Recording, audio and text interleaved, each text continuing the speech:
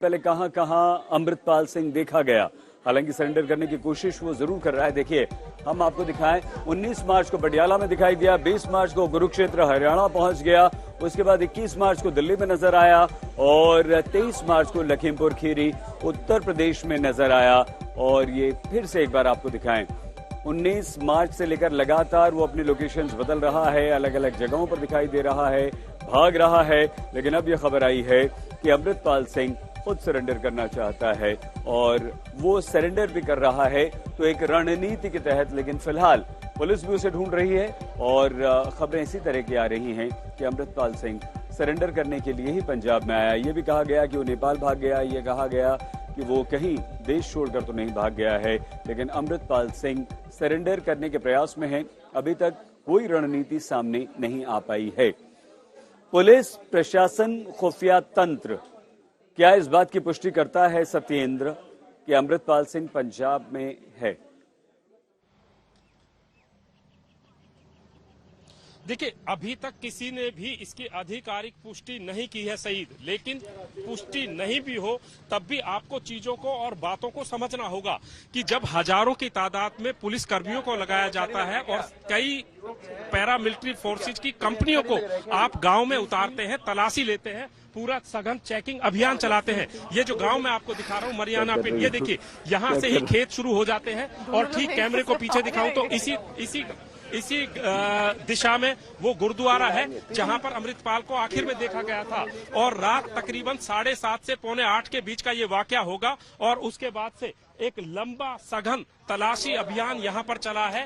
पहले पुलिस अमृतपाल का पीछा कर रही थी और पीछा करने के बाद जब वो गांव के रास्ते से गांव में घुस जाता है, गांव में घुसने के बाद जब उसे भागने का रास्ता नहीं मिलता है तो वो अपनी गाड़ी को चालू हालत में छोड़कर दीवार फांदकर भाग जाता है। लेकिन पुलिस ने अभी भी इस पूरे इलाके को तकरीबन 20 से 30 किलोमीटर की बात करूं, पूरे 20 से 30 किलोमीटर के इलाके को कॉर्डन ऑफ किया गया है। जगह जगह पर पैरामिलिट्री फोर्सेज, सिविल यूनिफॉर्म में पुलिसकर्मी, पंजाब पुलिस के जवान और रिजर्व पुलिसकर्मियों को तैनात किया गया है। और जब भी कोई वाहन आता है तो आप देख सकते हैं किस तरीके से उसकी तलाशी ली जाती है। तो यहाँ पर ये कह सकते हैं कि पुलिस अब कहीं ना कहीं बेहद मुस्तैद हो गई है और अब ऐसा लग रहा है अगर यही मुस्तैदी रही तो अमृतपाल को जल्द काबू किया जा सकता है। सईद,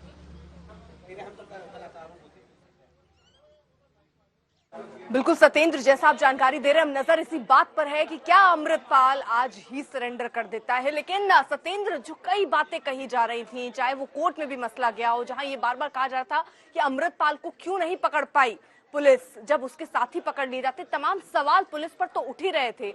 अब अगर सरेंडर वो कर देता है तो इससे सेंटीमेंट, जैसा आप जिक्र भी कर रहे हैं कि एक बार फिर से जिन परिस्थितियों को पंजाब में ना होने देने की कोशिश पुलिस की तरफ से धारा 144 लागू करके इंटरनेट सेवा बंद करके की गई थी, उनको हवा देने की कोशिश सीधे तौर पर अमृतपाल की दिख रही है। उसको रोकने की पुलिस की क्या कोशिश दिख रही है और क्या खबर कब तक कर सकता है सरेंडर वो?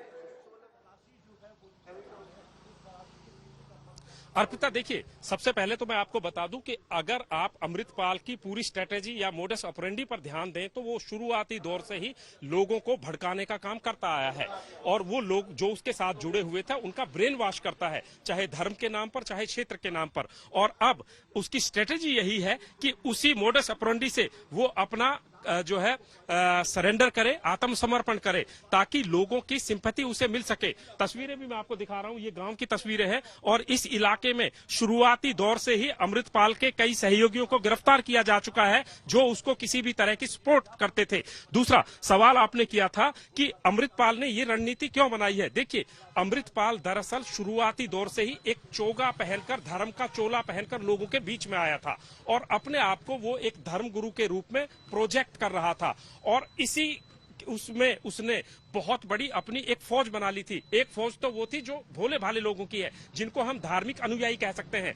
दूसरी फौज वो थी जो हथियारबंद लोगों की वो बना रहा था, आनंदपुर खालसा फौज। इसके अलावा अमृतपाल टाइगर फोर्स में 40 साल से कम उम्र के लोगों की भर्ती कर रहा था, जिनको बाकायदा कैंप लगाकर हथियार चलाने की ट्रेनिंग दे रहा था। दूसरा, जो आनंदपुर खालसा फोर्स थी उसमें उसने अपने बेहद करीबी लोगों को शामिल किया हुआ था, और अब वो चाहता है कि उसको वही जगह मिल जाए, यानी कि वो किसी गुरुद्वारे में जाए, गुरुद्वारे में जाकर लोगों की सिंपैथी हासिल करे, हाथ जोड़कर खड़ा हो जाए और कहे कि मैंने तो गुरु के घर में अपने आप को पेश कर दिया है, जो होगा देखा जाएगा। लेकिन पुलिस ने भी अपनी स्ट्रेटेजी बदली है। तस्वीरें मैं आपको उस गांव की दिखा रहा हूं जिस गांव में लास्ट अमृतपाल को देखा गया था, और इस गांव की अगर बात करें तो ये गांव तकरीबन 3,500 की आबादी का गांव है, और इस गांव में चप्पे चप्पे पर पुलिस कर्मियों ने कल से ही जो है कॉर्डन ऑफ किया हुआ था। चप्पे चप्पे पर पंजाब पुलिस के जवान, पैरामिलिट्री फोर्सेज के जवान तैनात किए गए थे। हर एक वाहन की, हर एक घर में जाकर पुलिसकर्मियों ने तैनाती जो है तलाशी ली है। लेकिन अगर ये मैं आपको एक खेत खलिहान दिखाऊं अर्पिता, आपको समझना होगा कि पीछे यहाँ पर जंगल नुमा हालात है, गन्ने के खेत हैं, पॉपुलर के खेत है, और इन खेतों में किसी के लिए भी छुपना बहुत आसान हो सकता है। और ये जो तस्वीरें मैं गांव की आपको दिखा रहा हूँ, इसी गांव में ये सर्च ऑपरेशन तकरीबन 14 घंटे चला, और इस ऑपरेशन में तकरीबन 2000 पुलिसकर्मियों को यहाँ पर तैनात किया गया था। लेकिन अभी भी इतना सब मेहनत करने के बाद अमृतपाल कहाँ है, लाख टके का सवाल बना हुआ है, और किसी की भी समझ से परे है। तरह तरह के कयास लगाए जा रहे हैं, अनुमान लगाए जा रहे हैं, अंदाजे लगाए जा रहे हैं, और पुलिस भी अपनी अलग अलग स्ट्रेटेजी पर, अलग अलग रणनीति पर काम कर रही है कि अमृतपाल को किस तरीके से धर दबोचा जाए। जो बड़े बड़े गुरुद्वारे हैं वहां पर सादी वर्दी में पुलिसकर्मियों को तैनात किया गया है। यहां तक कि जैसा मैं दिखा रहा था कि यहां पर गांव के बाहर भी आप देखिए सादी वर्दी में ही पुलिसकर्मियों को तैनात किया गया है, ताकि अमृतपाल को अब कोई और मौका ना मिले, वो फरार हो सके। और जब पहले सादी वर्दी में पुलिसकर्मी होते हैं, आप हमारे साथ बने रहें, आपका फौरन हम रुख करेंगे।